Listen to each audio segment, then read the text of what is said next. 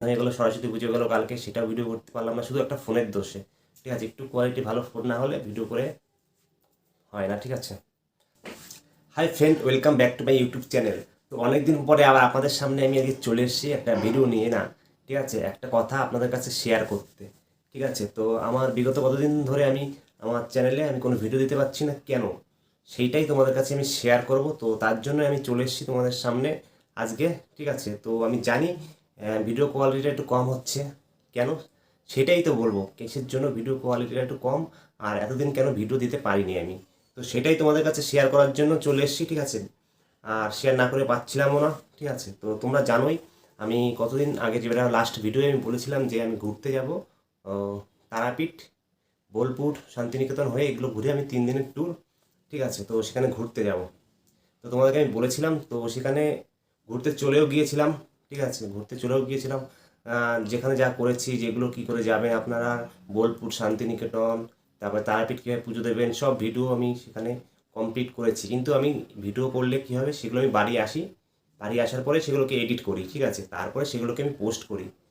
তাছাড়া আমি কোথাও গিয়ে ভিডিও এডিট করে পোস্ট করি না।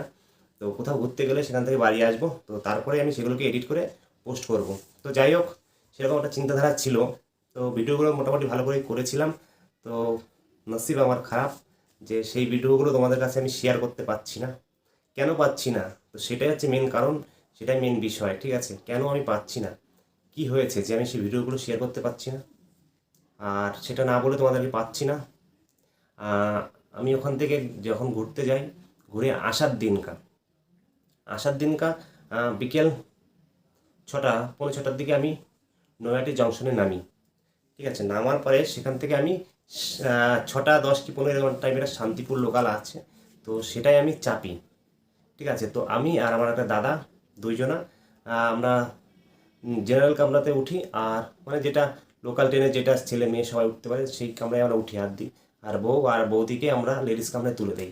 ঠিক আছে, আর ওখানে এতটা পরিমাণে ভিড় ছিল, এতটা ভিড় তোমাদের বলে বোঝাতে পারবো না। আর এমন করে ঠেলা দিয়ে উঠছিল, এক প্ল্যাটফর্ম নয়টার থেকে উঠলাম, কাজটা আসতে না আসতে পকেটে হাত দিয়ে দেখি নেই। কি নেই? আমার ফোনটা নেই। সঙ্গে সঙ্গে দাদার ফোন থেকে 1 মিনিটের মধ্যে ফোন করলাম, ফোনের সুইচ অফ। ঠিক আছে, ফোনের সুইচ অফ হয়ে গেল, মানে আমার ফোনটা পকেট থেকে চুরি করে নিল। ঠিক আছে, আমি একটু টেরও পেলাম না, এই ভিড়ের মধ্যে একটু টেরও পেলাম না যে আমার ফোনটা আমার পকেট থেকে চুরি করে বের করে নিয়ে গেল। ঠিক আছে, ওই ফোনের মধ্যে আমার এত বছরের যত ভিডিও বলো, ফটো বলো, যা যাবতীয় যতদিন ধরে ফোন ইউজ করছি আমি, ঠিক আছে, প্রায় 2011 সাল থেকে ফোন ইউজ করি। ঠিক আছে, তো এত বছরের যা ছিল এটু যে সব ওই ফোনের মধ্যে ছিল, তো সব সেগুলো ডিলিট হয়ে গেল। সব চোরের সাথে, মানে চোরের সাথে সেই স্মৃতিগুলো সব চলে গেল। ঠিক আছে, তারপরে আমি যেই থানায় কাজ করি তার যত কাগজপত্র, সব ছবি ওর মধ্যে, ডকুমেন্ট, নাম্বার, হান্ডি জান্ডি বলো, যা বলো, সব ওর মধ্যে ছিল। তো সেগুলোও সব পুরো নষ্ট হয়ে গেল আমার ফোনটা চুরি হয়ে যাওয়ার ফলে। ঠিক আছে, তারপর ওখান থেকে যখন চলে আসলাম, আসার পরে আমি আমাদের থানাতে জিডি করি। ঠিক আছে, তো এখান থেকে বলেছে যে হ্যাঁ, তোমার যদি ফোন যদি কোনোদিন অন করা হয় তাহলে তুমি ফোনটা ফেরত পেতে পারো, আর যদি বাংলাদেশ চলে যায় তাহলে তুমি তোমার ফোন ফেরত পাবে না। তো সেই আশায় আছি। তো এই এখন যে ভিডিওটা করছি, ঠিক আছে, এটা হচ্ছে গিয়ে অর্পিতার ফোন, মানে আমার বউয়ের ফোন থেকে করছি। তো এই ফোনটাও আমার ছিল, তো এই ফোনের ভিডিও কোয়ালিটি অতটা ভালো না। ঠিক আছে, অনেক পুরোনো ফোন, তো এটা ওকে দিয়েছিলাম। তো এটার থেকে এখন আমার কাজে বলে না, পুরোনো চালে ভাতে ভাতে তো আমার হয়েছে সেই অবস্থা। তো সেই পুরোনো ফোনটাই আমার এখন কাজে লাগছে। ঠিক আছে, যার জন্য আমি তোমাদেরকে সেই ভিডিওগুলো শেয়ার করতে পারিনি। ঠিক আছে, নসিব খারাপ, আর কি বলবো। ভাবছিলাম তোমাদের সামনে আসবো আসবো, তো একটা ফোন নিতে হবে। তো আমি ভেবেছি যে তাহলে 1 মাস ওয়েট করি, যদি দেখি পাওয়া যায় ওই ফোনটা, সেরকম কেউ যদি অন করে তাহলে যদি এখান থেকে লোকেশন ট্র্যাক করা যায় বলেছে, যদি পাওয়া যায় তো ভালো, তাহলে 1 মাস পরে তো আরেকটা ফোন কিনতে হবে। তো যাই হোক, আগের ফোনটার অনেকই দাম নিয়েছিল। ঠিক আছে, ফোনটা আমি কিনেছিলাম 30,000 35,000 টাকা দিয়ে, কিন্তু সেই ফোনটার এখন প্রাইস দাঁড়িয়েছে 39,000 টাকা। ঠিক আছে, ভাবতে পারো 39,000 টাকার একটা ফোন পকেট থেকে চুরি করে নিয়ে গেল।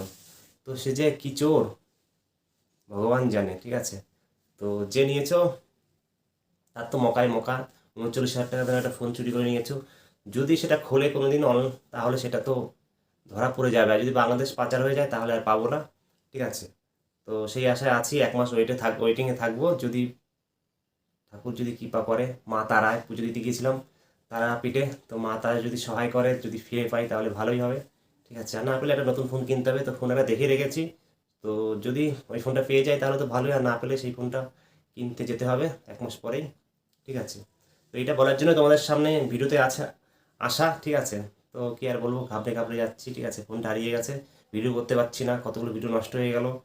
আর এই কয়দিন হয়ে গেলো সরস্বতী পুজো গেলো কালকে, সেটা ভিডিও করতে পারলাম না, শুধু একটা ফোনের দোষে, ঠিক আছে। একটু কোয়ালিটি ভালো ফোন না হলে ভিডিও করে হয় না, ঠিক আছে। তো এইটা বলার জন্যই আজকে আসলাম ভিডিওয়ে, ঠিক আছে। তো আর সবাইকে বলছি পুরনো ভিডিওগুলো একটু লাইক কমেন্ট শেয়ার করে দাও, ঠিক আছে। আর নতুন চ্যানেল হলে সাবস্ক্রাইব করো, বেল আইকনকে ক্লিক করে, ওকে। ওকে, কথা বেঁধে বেঁধে যাচ্ছে, ঠিক আছে, ঠিক আছে, কারণ 39,000 টাকা